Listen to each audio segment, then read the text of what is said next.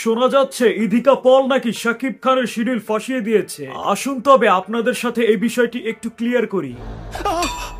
শাকিব খান মূলত এক সপ্তাহের জন্য বরবাদ সিনেমার শুটিং থেকে ছুটি নিয়েছে। দেশে এসেছে নিজের ব্যবসায়িক কাজের জন্য। 26 তারিখ আবারও মুম্বাই উড়াল দেওয়ার কথা ছিল শুটিং এর জন্য, কিন্তু বাধা আসলো ইধিকা পল। সে ইতিমধ্যে নাকি একটি সিরিয়ালের শিডিউল দিয়ে দিয়েছে। যাক, এরপরে 28 তারিখে যাওয়ার কথা থাকলেও যাওয়া হলো না কিং খানে, শুধুমাত্র ইধিকার শিডিউল জটিলতার কারণে। লাস্ট 2 তারিখ ডেট ফিক্সড করে ইধিকাকে ফোন করে বরবাদ টিম।